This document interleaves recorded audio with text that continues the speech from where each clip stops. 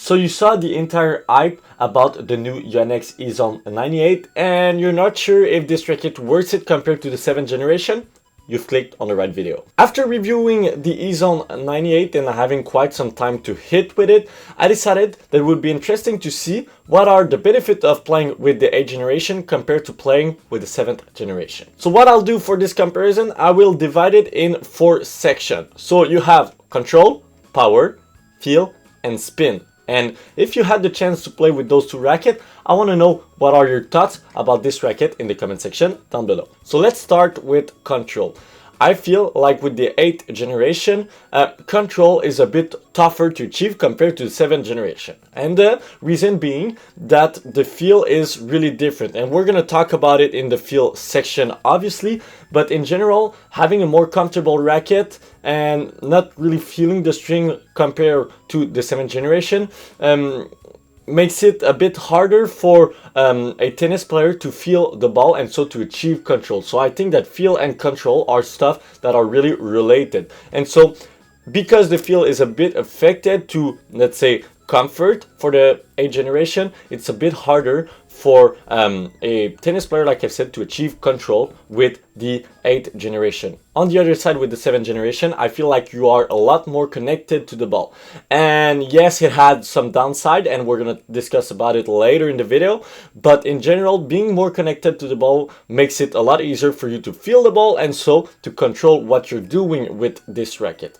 Even though those 2 rackets are pretty powerful, I have to go with 7th generation because this racket is better in terms of control. In terms of power, I have to say right off the bat that those 2 rackets are pretty similar. But just like I said for control, having a more comfortable racket makes, in my opinion, the racket a bit more powerful compared to having more feel. So the slight edge has to be on the 8th generation. But for this one, forgive me because there's no real winner in that category, but if I had to choose between the 7th and the 8th generation, I'll have to go with the 8th generation, that's for sure. Okay, we're now entering the biggest part of the video. Feels. On one side with the 8th generation, you have a really comfortable racket that is easy to play with. The image that I have in my head is the guy that can play like, let's say, 4 hours straight of tennis. So with this Ezone 8th generation, it's gonna be a lot easier to do compared to the 7th generation. And the 7th generation is not bad, but the feel is a lot harder. I feel like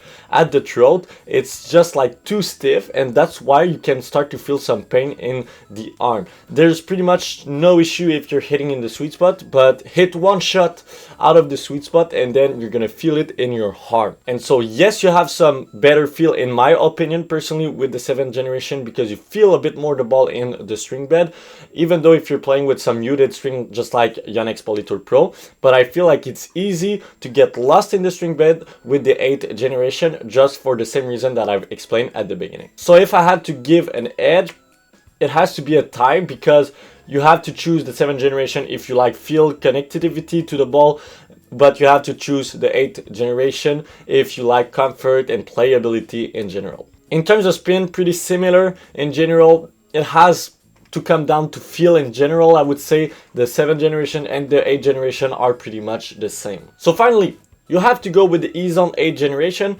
if you want to be able to play a lot of tennis. You want an easy racket that's going to help you to create some power, and sometimes that's going to help you to create a better weapon. So let's say if your forehand is good, but you want it to be a lot more powerful, the Ezone could be great because you know that your backhand struggles, let's say, but it's going to help you to generate a bit more power even though it's not your strength. On the other side, yes, it's the same thing with the 7th generation, but you have a lot more feel, but you got to be ready to maybe feel some pain in your arm because the feel is great, you're feeling more the ball, but you can have some issue with it. So, Ezone 7th generation or 8th generation? Let me know in the comment section down below.